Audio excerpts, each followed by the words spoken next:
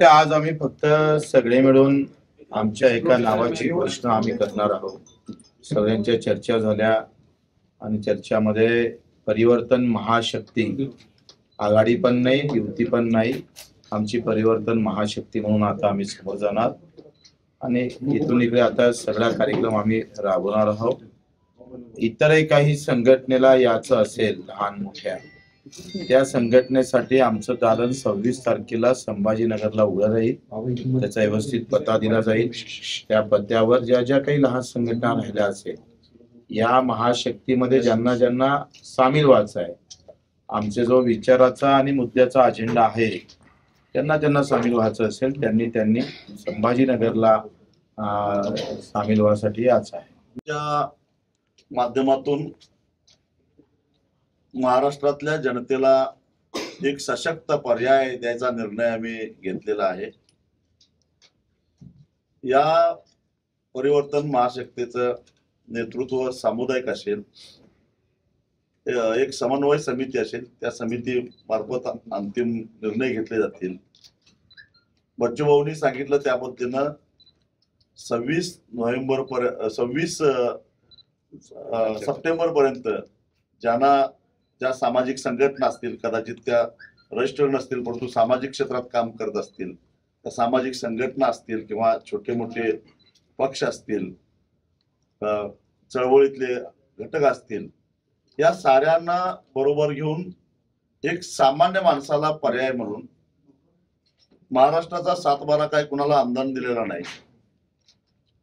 प्रत्येक मतदारसंघामध्ये एक आश्वासक चेहरा या परिवर्तन महाशक्तीच्या माध्यमातून आम्ही देणार आहोत। स्वच्छ चारित्र्य, स्वच्छ हात असलेलाच असा चेहरा असणार आहे आणि त्यासाठी ज्या ज्या घटकांना महाराष्ट्रातलं अगदी खालच्या दर्जाला गेलेलं जे राजकारण आहे ते पसंत नसेल, गेल्या 5 वर्षामध्ये महाविकास आघाडीचे 2.5 वर्ष आणि महायुतीचे 2.5 वर्ष अनुभवलेले आहेत आणि अशा परिस्थितीमध्ये ज्यांना या महाराष्ट्राच्या राजकीय संस्कृतीचा जो ऱ्हास झालेला आहे ते पसंत नसेल, त्यांनी या परिवर्तन महाशक्तीमध्ये सामील व्हावं।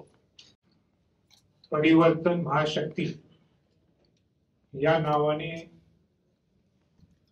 एक महाराष्ट्र, एक सुसंस्कृत महाराष्ट्र, एक वेगळा पर्याय या परिवर्तन महाशक्तीच्या माध्यमातून आम्ही पुढे येत आहोत। लोक अस्वस्थ झालेले, जनता अस्वस्थ झालेली, जनतेला एक वेगळा पर्याय पाहिजे जो खऱ्या अर्थाने महाराष्ट्र घडू शकतो। या 75 वर्षात आजही आपण त्या मूलभूत प्रश्नावरच आपण चर्चा करीत आहोत। आपण जर पाहिलं तर एका गावात गेलं तर तुम्हाला नेहमी एक छोटं गाव आणि मोठं गाव पाहायला मिळतं। मोठं गाव म्हटलं तर बुद्रुक, छोटं गाव म्हटलं खुद्द, आणि तशीच आज राजकीय परिस्थिती आज निर्माण झालेली आहे। म्हणजे शिवसेना बुद्रुक, शिवसेना खुर्द,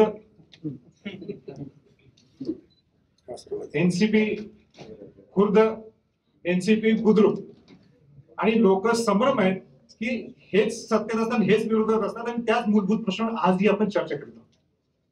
आणि म्हणून आम्ही सर्वांनी निर्णय घेतला की एक चांगला पर्याय जनतेला आणून देऊ आपण।